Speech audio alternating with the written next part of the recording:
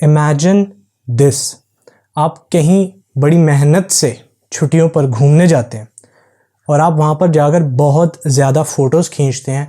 उन फ़ोटोज़ को खींचने के बाद जब आप उस सफ़र से वापस आते हैं तो आप आराम से बैठ के अच्छी बुरी फ़ोटोज़ को अलग करके उन पर बड़ा काम करते हैं और उनको एडिट कर देते हैं।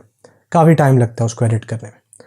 और इस सारे के सारे काम के बाद आप जब उसको इंटरनेट पर अपलोड करते हैं तो कोई और बंदा उसको डाउनलोड करके अपने नाम के साथ अपनी प्रोफाइल पर अपलोड कर देता है। कैसा लगेगा आपको?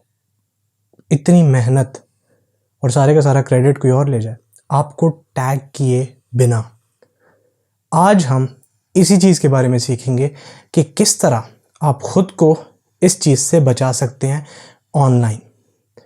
तो क्लास को शुरू करते हैं।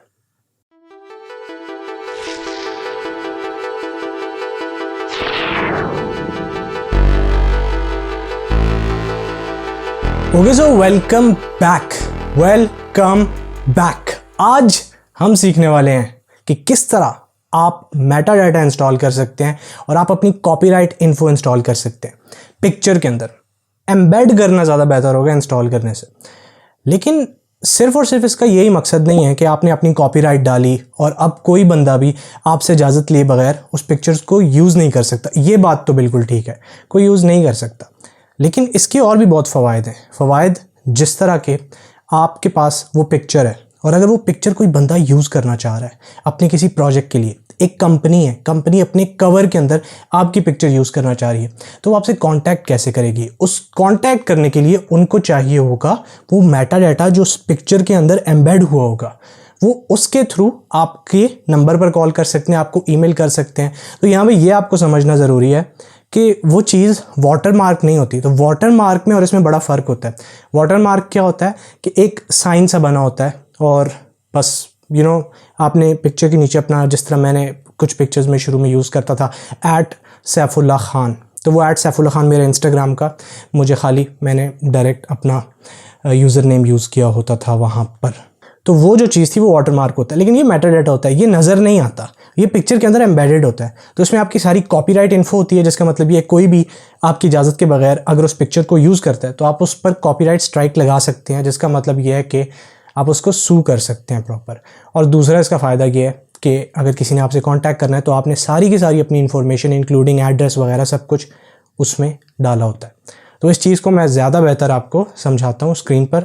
ओके, सो यहाँ पर मैं अपने लाइब्रेरी मॉड्यूल के अंदर हूँ और यहाँ पर आपको बहुत सारे ऑप्शंस नज़र आ रहे हैं। इस पूरी की पूरी लिस्ट के अंदर आपके पास एक यहाँ पर ऑप्शन है मेटा डाटा का, और आज हम इसी को समझेंगे।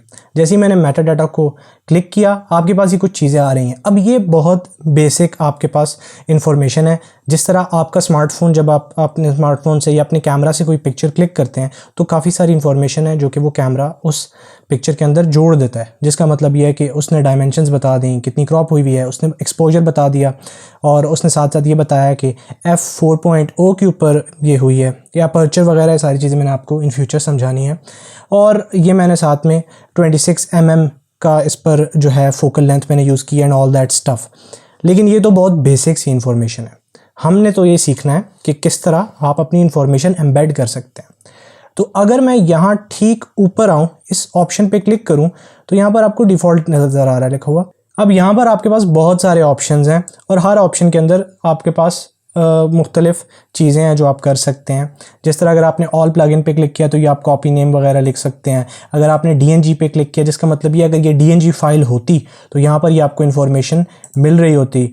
EXIF आप यूज़ करते हैं उस वक्त जब आपको यहाँ पर कमेंट करना हो, साथ में GPS लोकेशन और ऑल दैट स्टफ़। मैंने इस वक्त GPS लोकेशन ऑन नहीं की हुई थी कैमरा के अंदर, सो ये आपको इसमें इतना कुछ नहीं मिल रहा, बट आपको मोस्टली ये चीज़ें मिल रही हैं कि ये Nikon D5300 के अंदर बनी है, ये serial number and all that stuff. एक और आपके पास होता है EXIF एंड IPTC। अगर आप इस पर क्लिक करें तो आप देख सकते हैं कि इसने कुछ नीचे इन्फॉर्मेशन के लिए आपको ऑप्शंस दिए हुए हैं। अगर मैं इसको थोड़ा सा नीचे लेके जाऊँ तो ये आप देख सकते हैं कि ये थोड़ा सा लंबा है। अब इसमें होता ही है कि आप अपनी सारी की सारी इन्फॉर्मेशन डाल सकते हैं, जिसका मतलब ये है कि क्रिएटर कौन है इसका, जो कि मैं आपसे बात कर रहा था। ये कॉन्टैक्ट है पूरा, क्रिएटर, उसका जॉब टाइटल, सिटी कौन सी है, प्रोविंस कौन सा है, ये सारी डिटेल आप डाल सकते हैं। उसके बाद आप इसमें नीचे जितने सारे ऑप्शन हैं आप इन सब को फिलअप कर सकते हैं अगर आपने IPTC एंड EXIF को यूज़ किया। अगर मैं इसके बाद नीचे आ जाता हूँ सिर्फ IPTC के अंदर, तो आपको यहाँ पर कॉन्टैक्ट और बाकी सारी इन्फॉर्मेशन मिलेगी जो कि आप डाल सकते हैं। अब ये जो है ये थोड़ा सा लोअर वर्जन होगा इन दोनों का, क्योंकि यहाँ पर आपको EXIF और IPTC दोनों की इन्फॉर्मेशन एक टाइम पर मिल जाती है, और दूसरे वाले में ये होता है कि उसमें सिर्फ और सिर्फ आपको IPTC की जितनी अवेलेबल इन्फॉर्मेशन है वो मिल रही होती है। अब उसके बाद हम देखते हैं IPTC एक्सटेंशन को। अगर मैं इस पर क्लिक करता हूं तो अब आपको यहाँ पे कुछ और नए ऑप्शंस नज़र आ रहे होंगे, जिसका मतलब ये है कि यहाँ पे अब एज आप स्पेसिफाई कर सकते हैं। ये उस वक्त काम आती है जिस वक्त आपने मॉडलिंग, आपका एक मॉडलिंग का प्रोजेक्ट है, कुछ मॉडल्स हैं आपके पास, तो ये अगर वो प्रोजेक्ट है तो आप यहाँ पे उस मॉडल का जो है एज लिख सकते हैं, आप उसके साथ सारी इन्फॉर्मेशन लिख सकते हैं, सप्लायर ID वगैरह। ये थोड़ा बिजनेस टर्म्स के अंदर है, मुझे नहीं पता आपको एक कब ज़रूरत पड़े, बट हो सकता है आप अगर मॉडलिंग वाली साइड पर आएँ तो आपको इस चीज़ की ज़रूरत पड़ सकती है अगर आपने मॉडल्स का शूट किया हुआ हो तो। उसके बाद आपके पास यहाँ पे ये सारे के सारे डिफरेंट ऑप्शंस हैं, लेकिन जो सबसे इम्पॉर्टेंट ऑप्शन है वो आपके पास यही है, EXIF एंड IPTC। आपने जैसे ही इस पर क्लिक किया, सारे इसको ही लगभग यूज़ करते हैं क्योंकि इसमें आपको सारी इन्फॉर्मेशन आप इसमें इनपुट कर सकते हैं, ये सारी की सारी इन्फॉर्मेशन। अब आप यहाँ से डायरेक्ट इनपुट कीजिए, लेकिन उससे भी आसान तरीका और उसका एक और फ़ायदा होगा कि आप प्रीसेट भी बना सकेंगे। आप यहाँ पर आएँ और यहाँ पे देखें मैंने एक जनरल प्रीसेट लिखा हुआ था, ये वो प्रीसेट है जो मैं अप्लाई करता था, लेकिन अभी मैं एडिट प्रीसेट पर आ रहा हूँ और अब आप देख रहे हैं कि ये एक और बार खुल गया है। अब मैं यहाँ पर आके जनरल प्रीसेट्स को एडिट कर सकता हूँ जो कि मेरे मेन प्रीसेट थे। तो मैंने जैसे ही इस पर क्लिक किया, यहाँ पर एक नए प्रीसेट मैं बना पाऊँगा। अगर मैं चाहता हूँ कि ये ना हो तो मैं डिलीट प्रीसेट कर देता हूँ, मैंने डिलीट कर दिया ताकि आप लोगों को समझाने के लिए।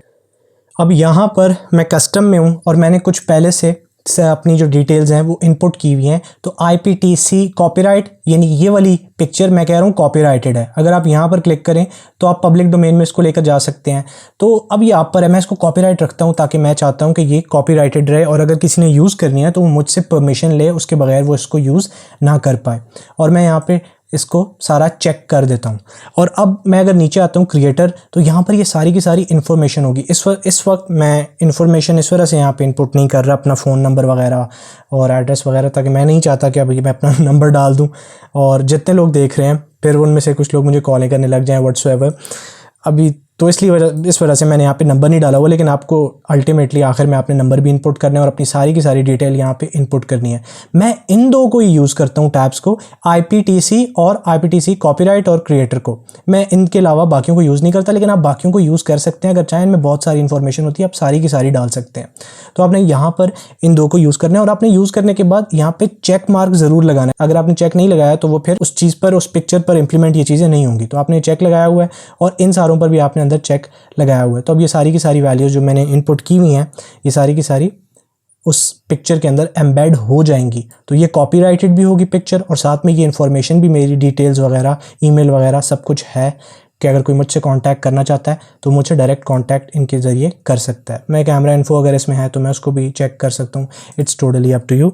Save current preset as a new preset. फिर आपने ये करना है कि आपने इसको एक नया प्रीसेट बना देना है ताकि आपके पास जब भी आप इंपोर्ट करें अगली बार पिक्चर्स, आपको ये सारी की सारी दोबारा से फिल ना करनी पड़े इन्फॉर्मेशन। आप सिर्फ एक बार क्लिक करेंगे और ये सारी की सारी ऐड हो जाएगी। तो आपने इसको एक न्यू प्रीसेट बनाना है और मैं प्रीसेट में जनरल प्रीसेट लिख देता हूँ, मैं GEN में लिख देता हूँ और PRE यानी जनरल प्रीसेट मैंने लिख दिया, मैंने क्रिएट कर दिया और अब मैंने डन कर दिया। तो अब क्या होगा कि यहाँ पर अगर मैं क्लिक करूँ तो मेरे पास जनरल प्रीसेट है और जैसे ही मैंने इस पर क्लिक किया ये आप देख सकते हैं कि इसने नीचे मेरी इन्फॉर्मेशन शो करना मुझे ये शो कर रहा है कि यार ये आपकी इन्फॉर्मेशन है जो कि आपने इस प्रीसेट के अंदर यूज़ की थी। ये कॉपीराइट की भी नीचे इन्फॉर्मेशन आई हुई है।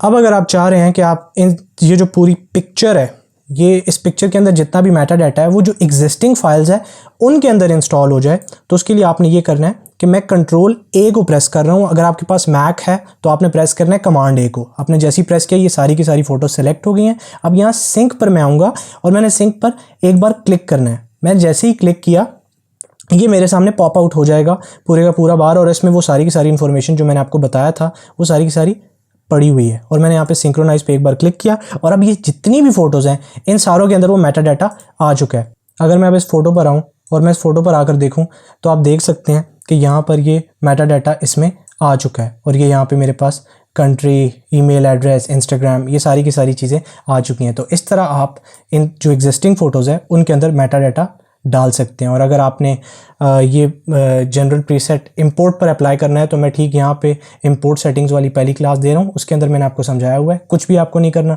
सिर्फ इंपोर्ट में जो ये ऑप्शन होगा मेटा डाटा पे, उस पर आपने क्लिक करके अपने जनरल प्रीसेट्स पर जाना है। अगर आपने जनरल प्रीसेट्स बनाए हुए हैं उधर तो, जो कि मैंने आपको बनाना सिखा दिया कि कितना आसान है। और यहाँ पर हमारी क्लास ख़त्म हो गई है। एक चीज़ जो मैं मेंशन करना चाहूँगा कि अगर आप फेसबुक यूज़ कर रहे हैं तो फेसबुक आपके मेटा डाटा को रिमूव कर देती है पिक्चर से जब आप उसको अपलोड कर रहे होते हैं। तो आपके पास मेटा डाटा पॉसिबल है कि ना रहे मौजूद उस टाइम पे जब आपको फेसबुक पर आपने अपलोड करना होगा। और इसी तरह से इंस्टाग्राम जो कंपनी है वो भी फेसबुक ओन करता है, तो इस तरह से इंस्टाग्राम से भी आपकी लोकेशन रहेगी, लेकिन जो दूसरा मेटा डाटा होता है वो खींच लिया जाता है, वो ख़त्म हो जाता है।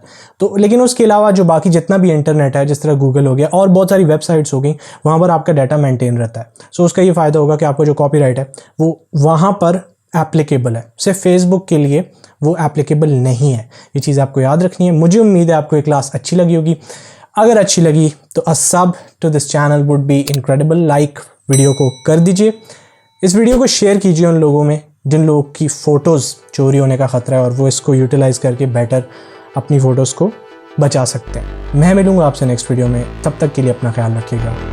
पीस।